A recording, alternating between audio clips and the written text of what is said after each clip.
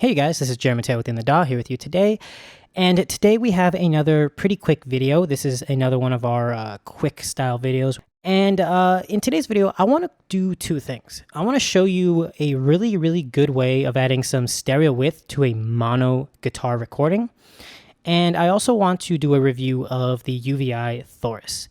Now, one of the coolest things about chorus plugins in general is if you use them on a electric guitar solo, they tend to round out the sound without actually using EQ to make it sound dull, so it still stands out of the mix, but it doesn't sound as harsh or aggressive. And coupled with something like Thorus, where you have a ridiculous amount of control, you can actually dial this in to be the exact type of chorus that you want.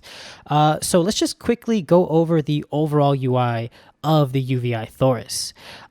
You have your ability to save and load presets right here. That's the same thing as in the center. You have your A-B control, which allows you to check A versus B. And then you have the center section, which is essentially your overall control for the chorus. You can control the crossover and how much of whatever you want is in it. This allows you to either add edge or remove edge, which is essentially your high end of the chorus. And then at the bottom, you have all your real controls. You have your low gain, which is in percentage. 200% just means twice as much.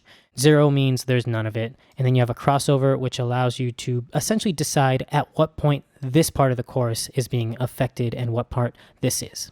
You have two modes, standard and wide. I noticed that wide isn't as mono compatible as standard. And I know that choruses aren't generally mono compatible, but I find that I get a much more mono compatible result when I have it in standard.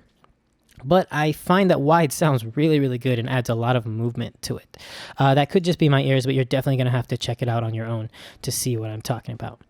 In the center at the bottom, we have speed, which is controlling the modulator's rate of speed. The voicing, which can go from 2 all the way to 8. And this is going to drastically change the tone of the chorus. It's going to add more modulation and a lot more thickening of the sound. You have your depth control, which basically is modulation depth in cents. This can go down to 1 or go all the way up to 40. And this is a great way of adding kind of like a really nice sense of a detuned sound in it. And then you have edge. I said this earlier, this is going to brighten up the sound and make it sound very artificial, or darken it and make it sound really dull. The tone control is going to essentially cut out any frequency under where it's set to, and this only affects the chorus. So if you have this set with the dry-wet mix over here, it's not going to affect the dry signal. You have a trim control, which just cuts down the output gain just because the chorus always adds volume instead of reducing it. And then you have a mix knob. That's it for the controls. It's very simple. Now, what I want to do is let's go over how this guitar sounds in this mix really quickly. We'll turn off Thorus so you can hear how it sounds as is.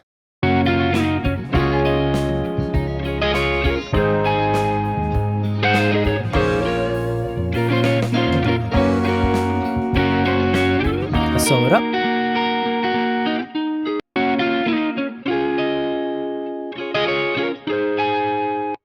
So you should notice that this is actually a mono guitar solo.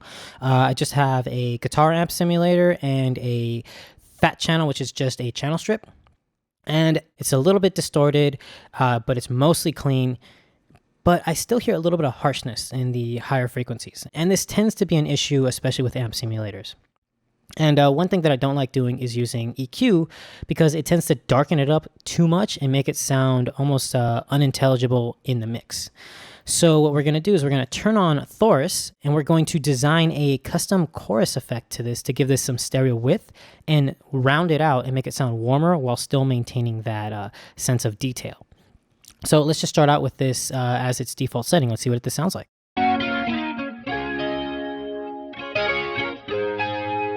Already that sounds really good, actually. Let's just see how that sounds in the mix.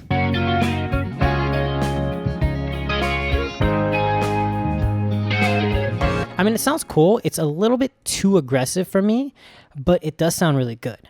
So now let's dial in the settings that I think are going to work for us. Let's start out with checking the voicings, and we'll see how many voices works for this particular sound that I'm going for. Let's start off at 2.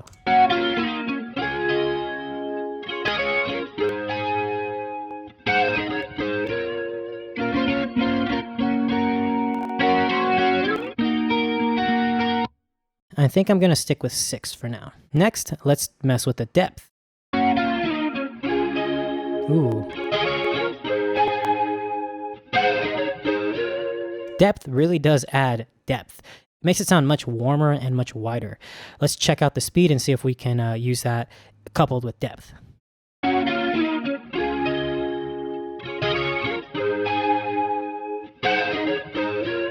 Something like that works for me. Next, let's mess with the edge, and this way I get to show you what I mean by making it sound artificial or dull.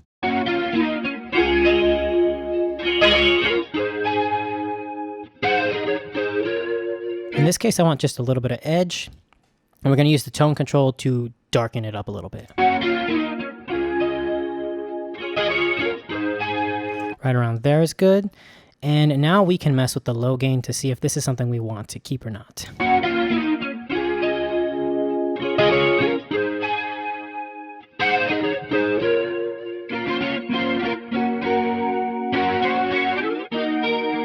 Honestly, I'm thinking of cutting out anything under 150 or 160 just because that's going to be cut out with an EQ anyway. Let's see what the modes do, and then we'll check out the mix knob.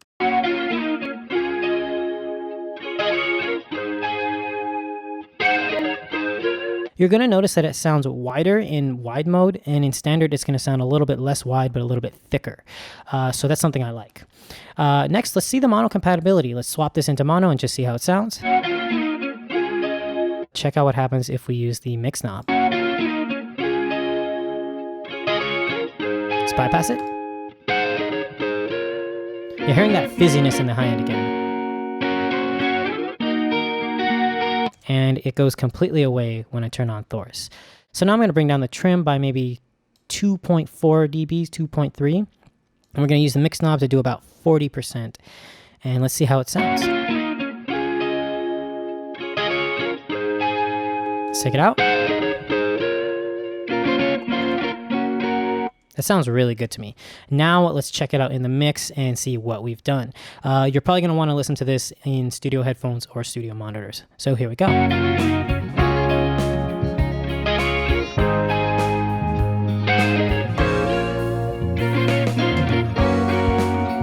Let's take it out.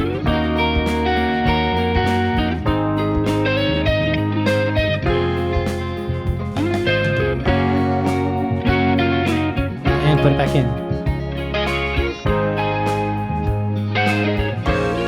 So you're going to notice that it sounds a little bit warmer while still maintaining a lot of detail.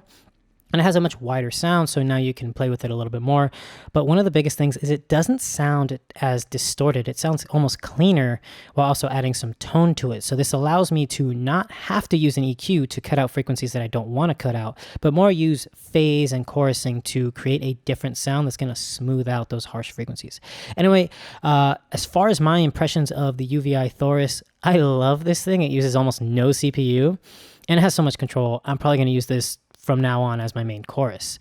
As far as how I think this works on an instrument like a guitar, this is definitely something I recommend using on any type of guitar that might be a little bit too harsh. You might just want to use a tiny bit, but this is hopefully something that can help you develop a style of sound that you want that might help you just make things a little bit smoother and easier to listen to. Anyway, with that said, that's going to be it for this video. This is Jeremy with the DAW, and I'll see you guys next time. Bye.